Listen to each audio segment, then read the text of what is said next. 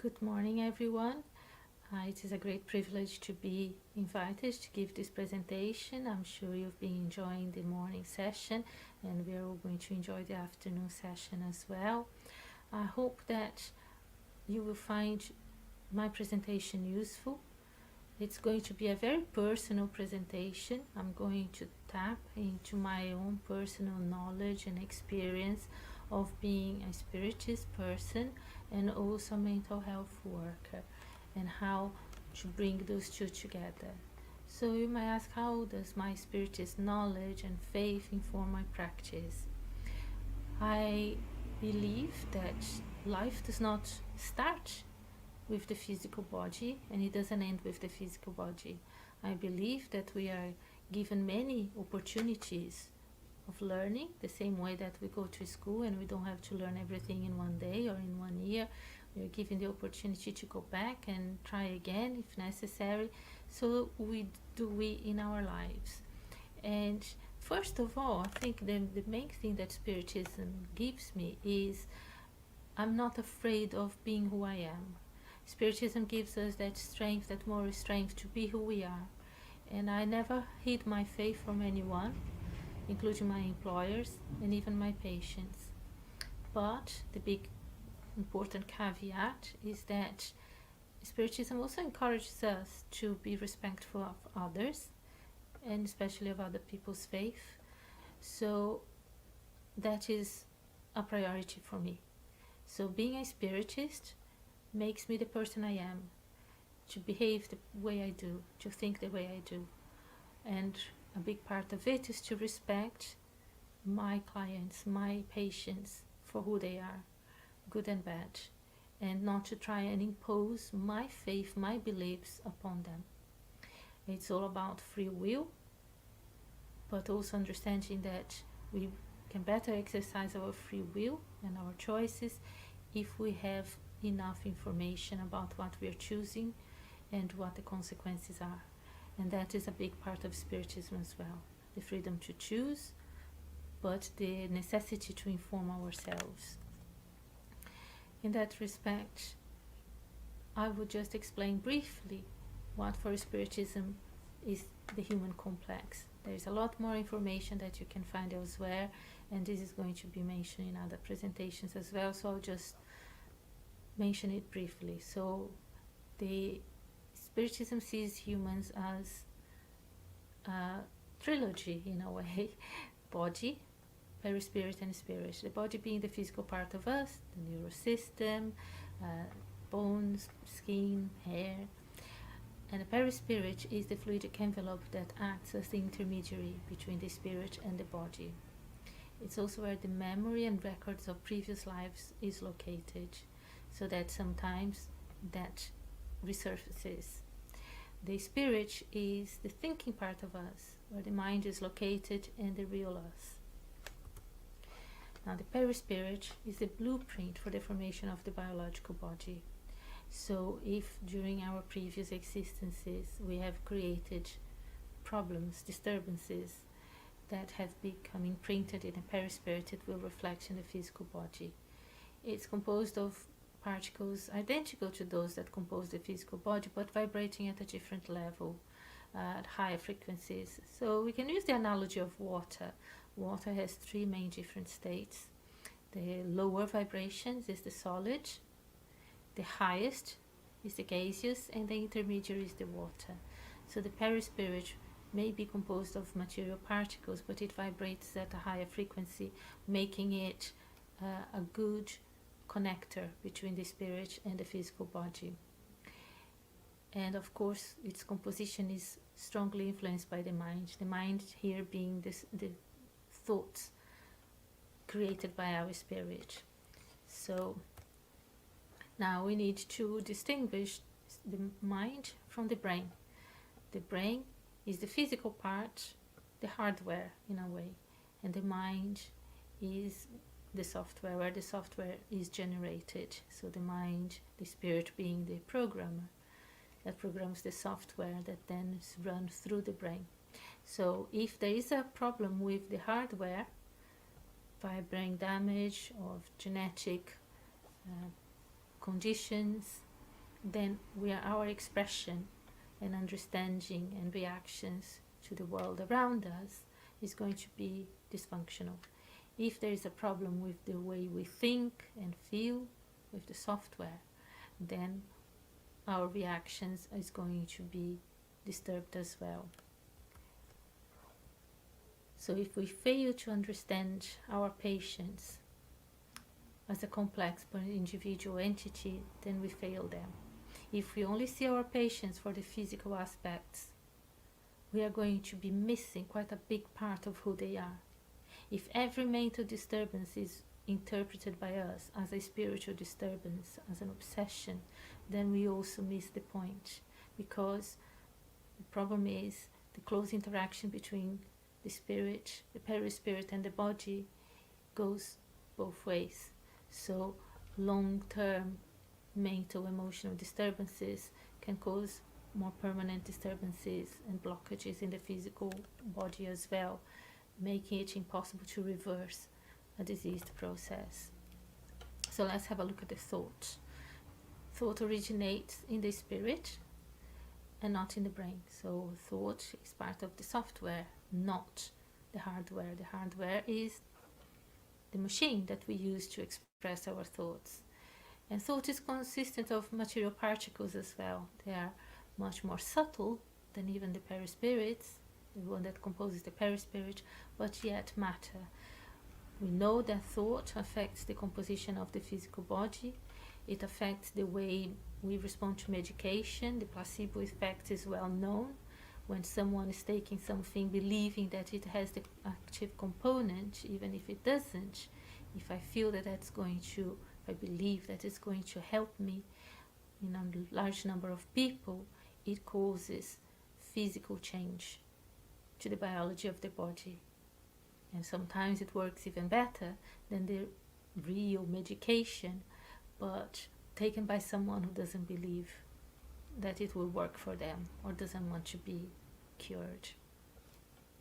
When perturbed, the mind creates very potent and detrimental, destructive energies that will affect our physical composition as well as our behavior. So negative thoughts have a very practical and physical impact in our brains that could lead not just to hormonal disturbances, causing things such as depression, for example, hallucinations, but it can even cause permanent damage that impacts on our behavior and our quality of life. According to Spiritism, all morbid processes are essentially mental processes. So how we think, how we feel will affect our physical constitution. And health is the soul in a state of perfect harmony.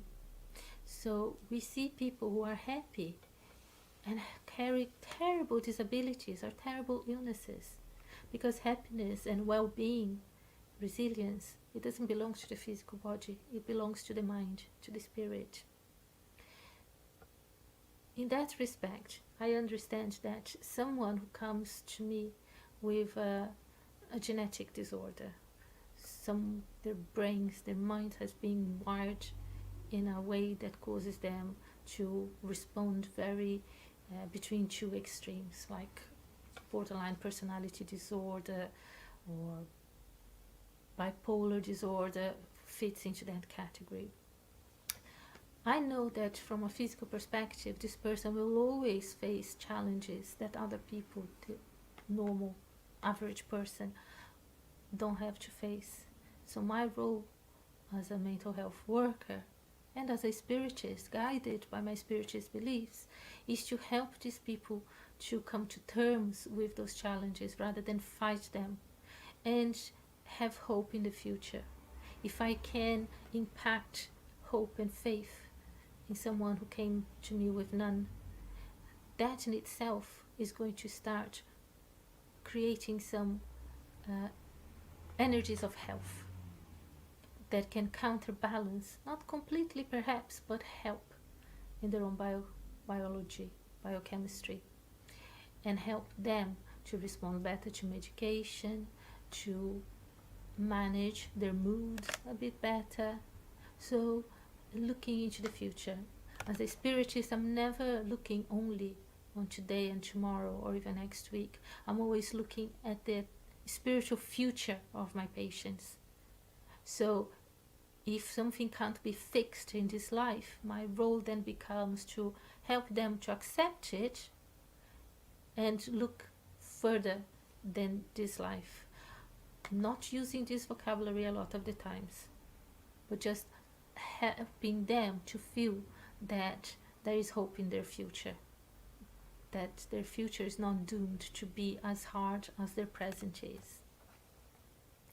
I think mentioning the aura is important here because we attract what we are, because we radiate energies around us. Every time we think or feel something or behave in a certain way, we create this energetic field around us, which can be healthy or unhealthy, and we interact with each other's energetic fields. Like our scents can be mingled in a room, our spiritual scent can be mingled as well.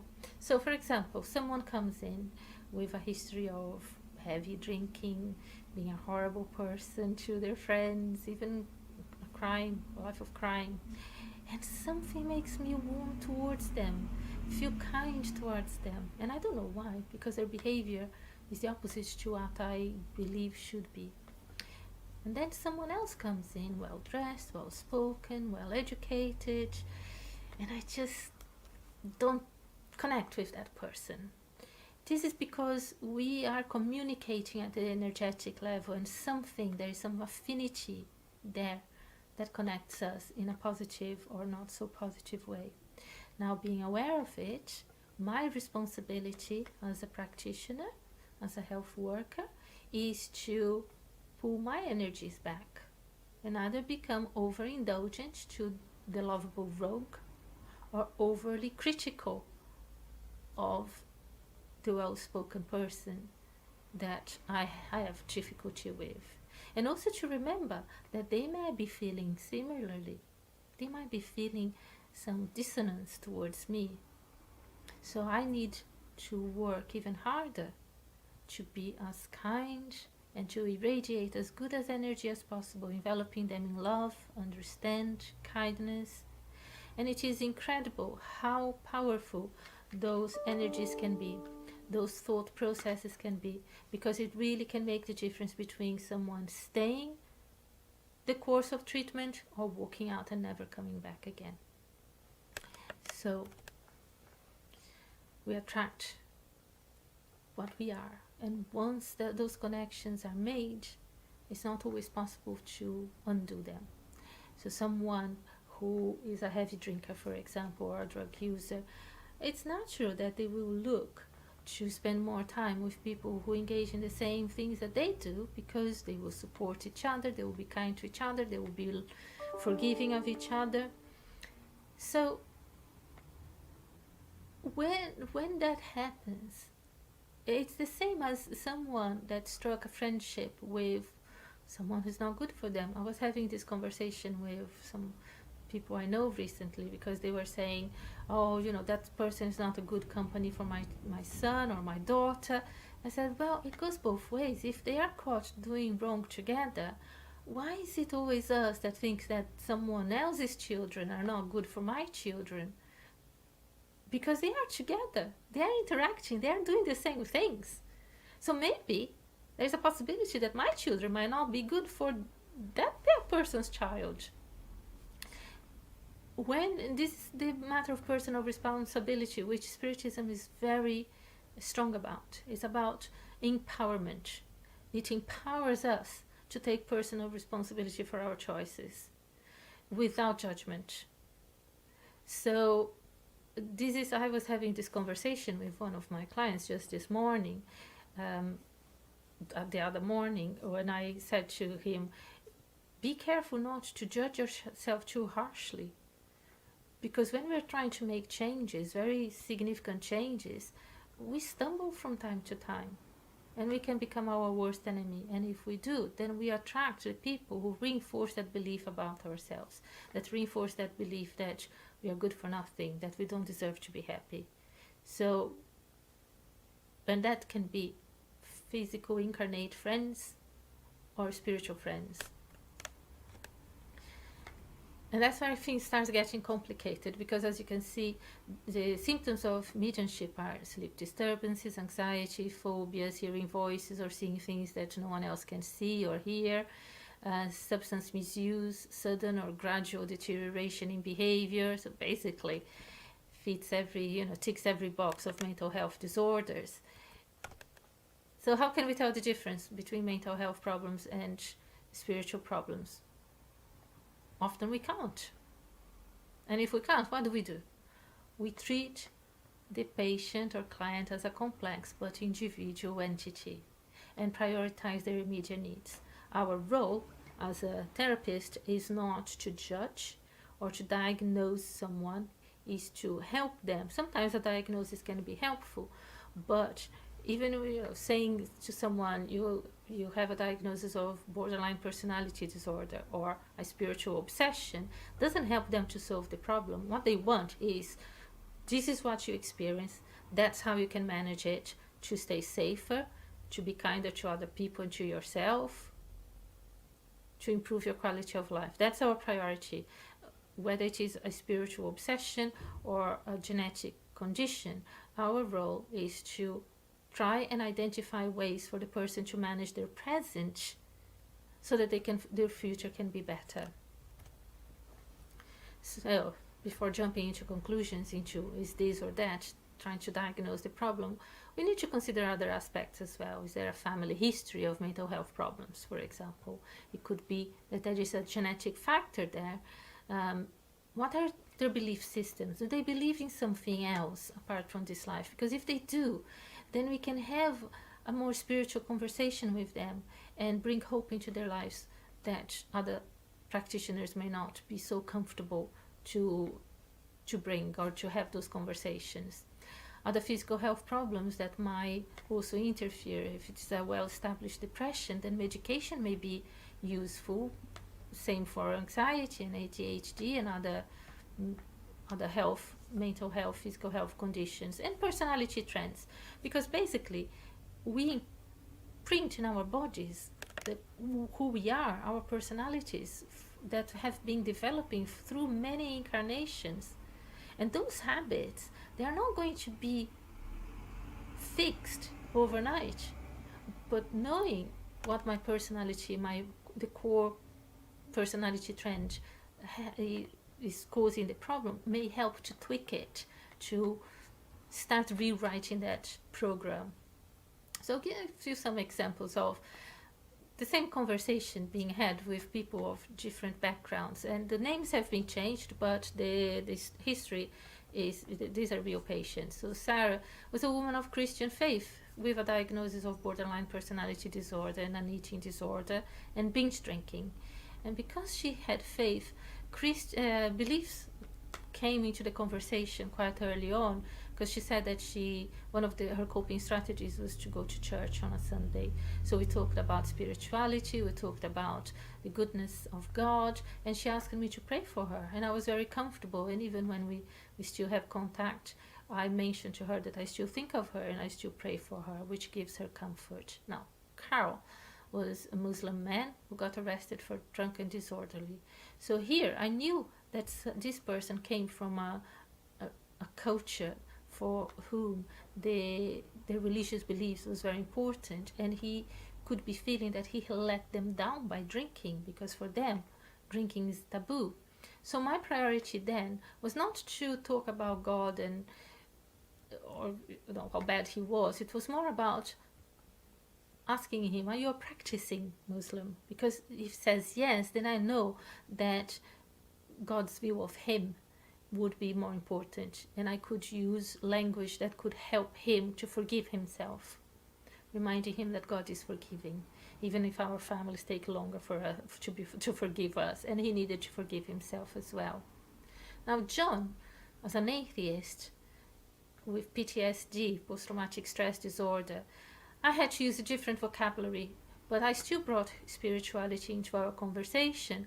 But I used the word mindfulness, I used the word positive universal energies, visualization to describe types of prayer to self-healing techniques to help him to visualize himself protected within a bubble of positive energies. So as you can see, we can tweak the language to help our clients, but we need to respect the core beliefs. So it can be useful to identify how far the problem has gone, because sometimes it might have developed into physical symptoms that needs to be taken into consideration. And if someone has depression, for example, then antidepressants may be very useful.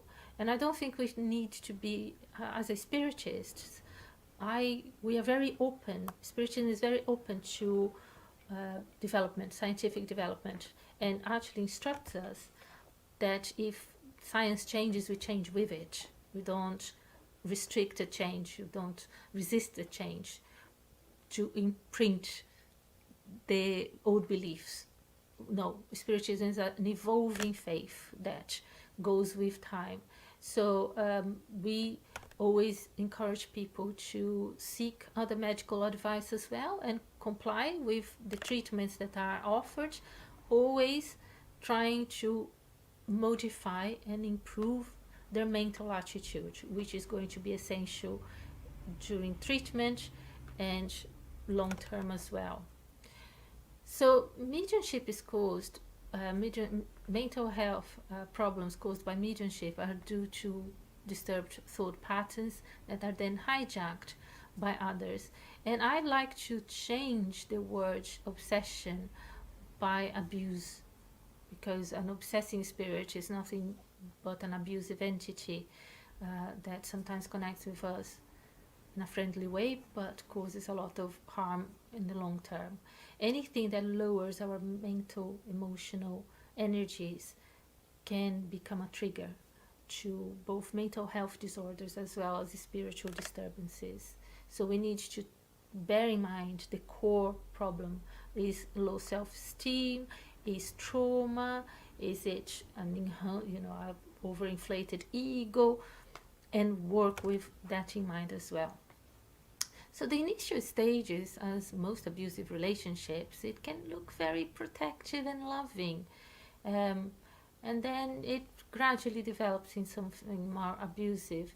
And mental health practitioners are very familiar with this kind of process, a friend that then moves in, that becomes a carer, that then are receiving benefits in the name of the person that they are supposed to be caring, using their money to buy their own drinks, bringing other friends over, feeding them other substances to maintain that control. And again, it doesn't matter, as far as I'm concerned, it doesn't matter if that abuse is being perpetrated by a physical person or a spiritual entity.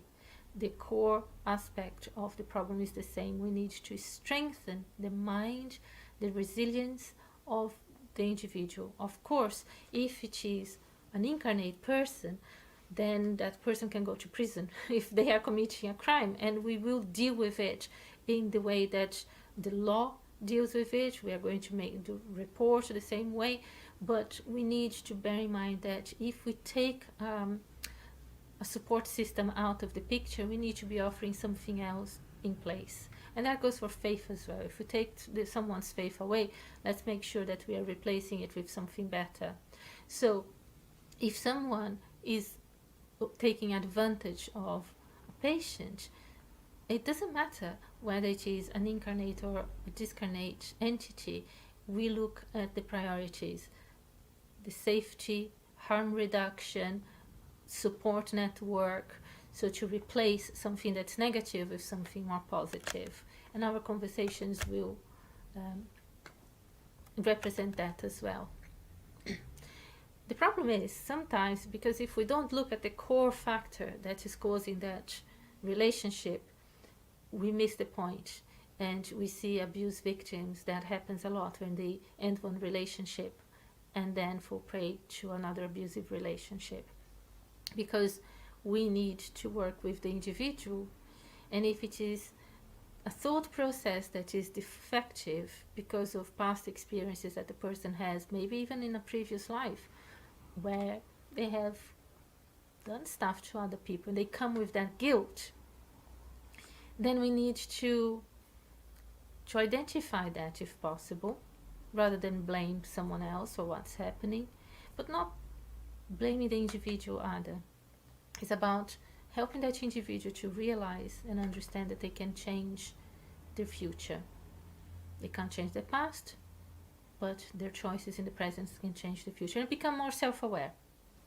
And I use mindfulness a lot for that, because mindfulness is a form of prayer and it's a form of self-healing, and uses neutral language that doesn't carry the negative charge of the religious language. So I can say prayer to someone of faith, but I can say meditation to someone that I don't know if they have a belief, or religious belief or not, or if they have a faith.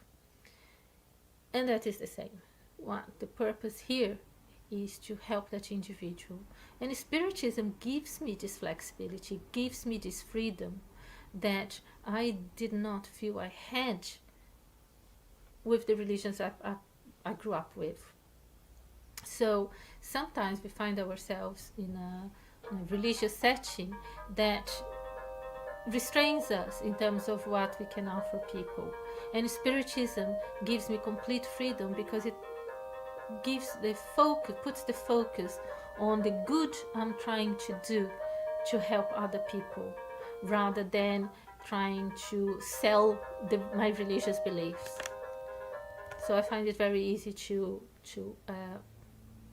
change the language I use if I need to, without feeling guilty about it, because it's about the good that we need to do, rather than persuading people of our beliefs. So how do we break the cycle when we identify that vicious cycle of self-punishment, going from one abusive relationship to another, one obsession to another? We need to understand that we construct our own social reality. That is, we have free will, we have the freedom to choose, and it's our choices that will make the difference. Social influences shape our behavior, which means if I make choices that bring people who like drinking, abusing sex, misbehaving, committing crimes into my life, it's because if I enjoy those things as well, I might feel guilty, but I'm still enjoying it, because if I wasn't, I probably wouldn't be doing it. So if I start changing the choices I make, then I change gradually, inevitably, the people I hang out with, the people around me. And that's because our personal attitudes and predisposition also shape our behavior. So again, you can see that the science of psychology and Spiritism, they're just using different words to say the same thing. It's about personal responsibility, it's about choice, it's about time. What Spiritism gives me that other religions or science alone doesn't, is the gift of time. The gift to know that life doesn't start here and doesn't end here. Life continues. So the lessons I haven't been able to learn now, I can learn later on if I continue to make the effort. And that goes for my patients. So I never despair, I never lose hope. And the hope I have can be imparted on them as well. We have to be careful, because with our thoughts, and this is one thing that I always stress for my clients as well, make a plan, believe in something, visualize that future you want to have, visualize yourself succeeding, because we can create our own reality, we can create our future, and it starts with our present thought. So our situation will change according to how we change our perceptions of things as well. And I was having a conversation with another patient recently, and she started by saying, oh, it's going to be something negative, and I want to talk about it now because I want to talk about something positive later on. And then the way we talked about it, what did you learn from it? What was the positive about it? So problem-free talking about what can you get from this that will make your tomorrow better? And we ended up agreeing that instead of being a negative conversation, it was actually a very good, positive conversation that made her feel better. The problem still exists. She still has some hard choices to make, but now she felt positive towards those choices. She felt empowered. So as the process sometimes continue, as I mentioned before, if we don't change the pattern, then it becomes more long-term, and it can impact on the physical body as well, to the point where certain changes can become permanent, but not forever. Permanent in this life, but not forever. So our thoughts determine our behavior determines the type of person we want to be, and our thoughts can act upon other people's thoughts as well. So if I tell people, go show your positive changes to your friends, inspire them as well. And we've got some good examples of that. Because by sharing our beliefs with other people, by even having that problem-free talk to somebody else, it becomes a catalyst to change in itself. And going back to the examples that I gave earlier, that conversation with Mary didn't change who she was. She's still fighting bulimia and her extreme mood swings, but she now knows that her belief system, praying, helps her. Carl also left the session feeling more motivated, and I haven't heard from him anymore. And John fed back to me that the meditation was helping him to cope with the PTSD, because he was learning gradually to create a safe place for himself, where when he had the flashbacks, he could go into the safe room and ground himself and feel safer there, and that was helping him to cope. So each one of them benefited from that conversation, that more spiritual conversation.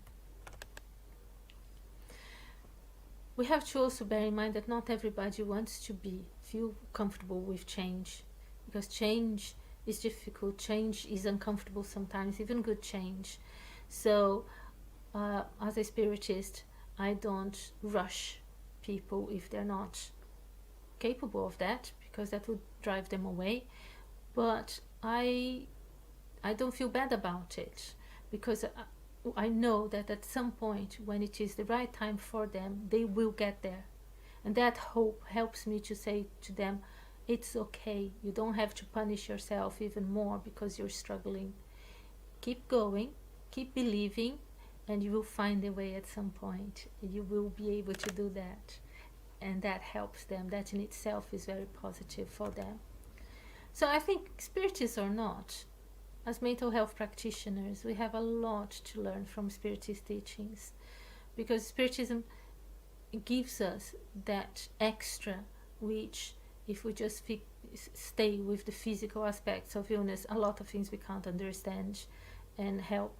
But if we expand our knowledge and understanding beyond the physical aspects, then there is a lot that we can do for our clients. If nothing else, at least helping them to forgive themselves, to be kind to themselves, to believe in themselves. And that goes for us as well. So thank you very much for listening, and I hope you continue to enjoy the other talks this afternoon as well. Bye.